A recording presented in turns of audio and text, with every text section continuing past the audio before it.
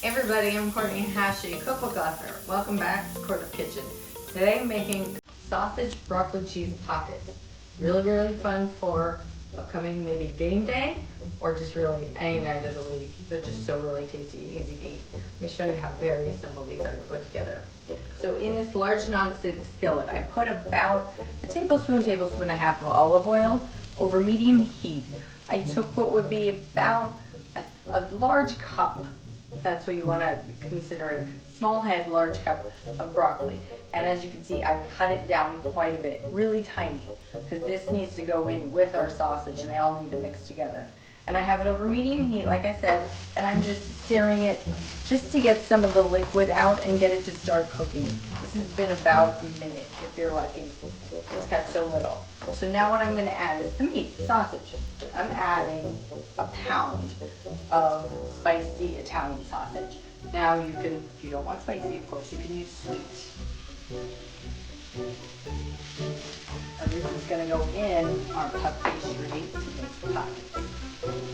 So now all I'm going to do here, what you don't want to do here is have a lot of moisture. The last thing you want in your puff pastry is for them to obviously sog out. So I'm just going to simply brown this, which obviously a lot of liquid is going to come out of our sausage. So we want to add to it. The point is we don't want to eat it. I'll get to that in a second. But to the sausage, even though it is sausage, I still want to add a couple pieces of salt. You might need to help that with it. And then of course black pepper.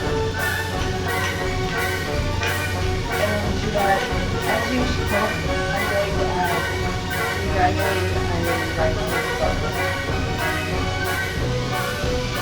Oh, if you're measuring, maybe a quarter teaspoon, at least maybe.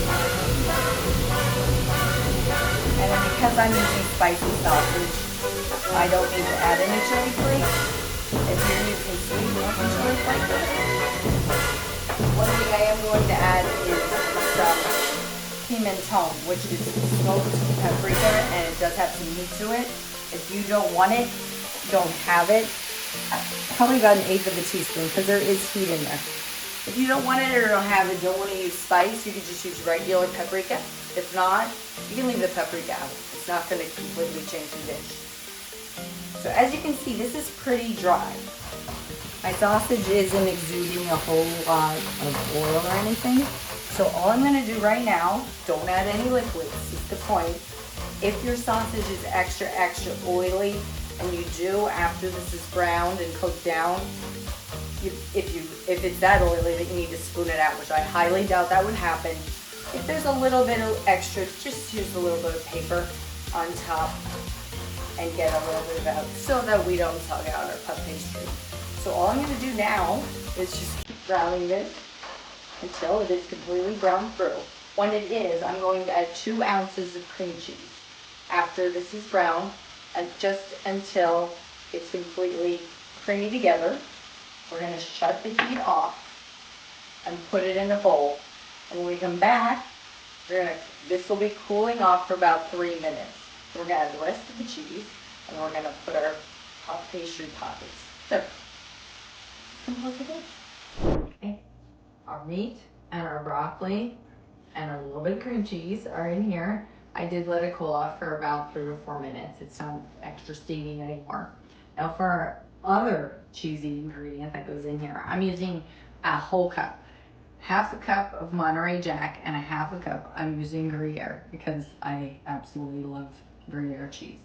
Now, Gruyere, yes, can be a little pricey. So if you don't want to use Gruyere, that's more than fine. You can substitute with a sharp cheddar.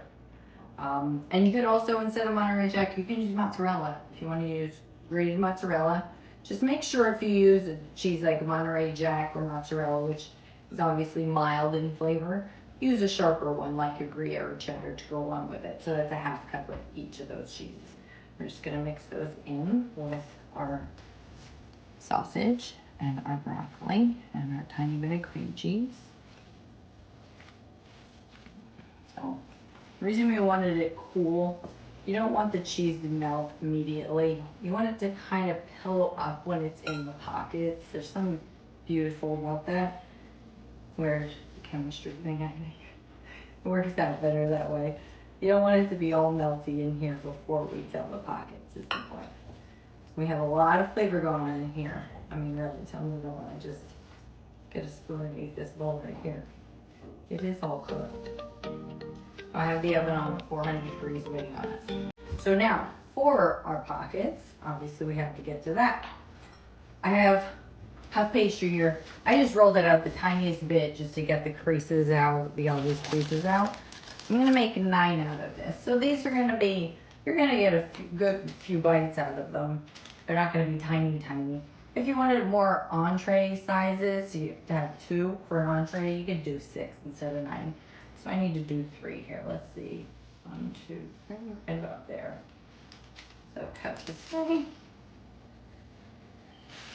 And then another one here. And obviously we're gonna do 9. We need to do 1, 2, 3. I'm just trying to score it a little bit yet, so I'm close enough. It doesn't have to be perfect. And I'm doing this on the parchment, if you can't tell that it came on. If you're gonna be proper, you would take it off the parchment, put flour down and all that stuff. I can't be bothered. I can't stand dealing with flour on surfaces if I don't need to. So anyway, take it out. I'm gonna put it diagonally this way. I find it just easier to work with. Or maybe a little bit more this way. So now when it comes to filling it, this is where it always gets a little, you want as much in there as you can, obviously. To fill is the best part. But you have to be able to cut it. So I'm gonna put in, it's a strong tablespoon. Start there. You could always adjust as you go. And then here I just have an egg wash. It's 1 egg that I just beat with, move it a little bit closer. 1 egg that I just beat with about a tablespoon of water.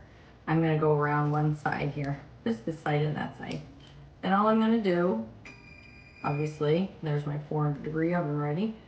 See, I may have put a little bit, no, actually that might be the perfect amount that I put in there.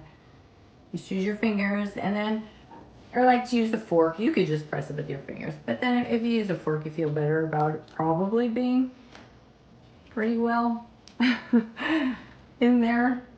Because we do have a good amount of cheese in there. And the only other thing I do to this is put some more egg wash on top. It gets nice and pretty and golden. That's what we want, of course. And what it does even more is it makes this little bit of Parmesan or Pecorino, whatever you have, cheese, stick to the top and makes that extra pretty and tasty on the outside. Now, if you don't have Pecorino or Parmesan, you don't have to, or you could put even with some more cheddar on top, or just salt and pepper. That would be more than fine. So I'm gonna make the other 8 of these. I'm gonna put them on the baking sheet with some parchment. I'll be back in just a little bit. Is that all right? These. Okay, just finishing putting on the Pecorino Parmesan cheese. I'm using Pecorino, as I said. You can use Parmesan. Just topping them. Nice egg wash on all of them. Be nice and golden brown.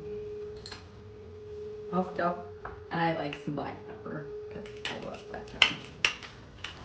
That obviously is your call. I think cheese and black pepper. I like a ketchup heaven as well. Nothing wrong with that, right? Flavor everywhere. Okay, so like I said, these go in 400 degree oven. They'll take about anywhere between 15-20 minutes for the most part, usually around 17-18 minutes. You'll know when they're done. They'll be golden brown. You want them to have a nice golden color on them. They'll puffed up and delicious. Everything's cooked in there. We're just looking to get all puffy golden. So see you back here in about 20 minutes because these need to rest for at least 5 before I can chomp into one. So I'll see you back in about 20 to 23 minutes or so.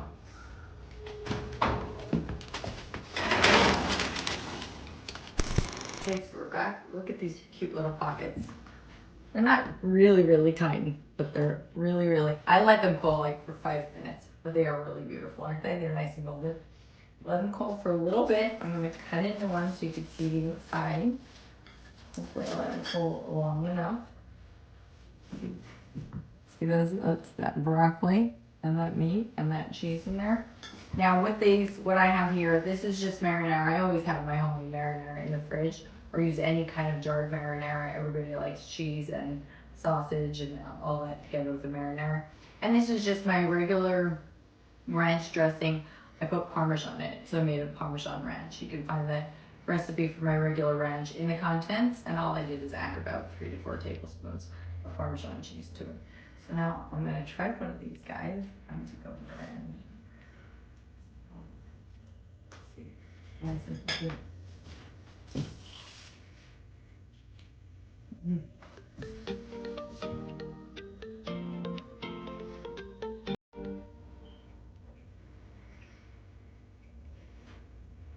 The flavor of the meat, that sausage, explodes.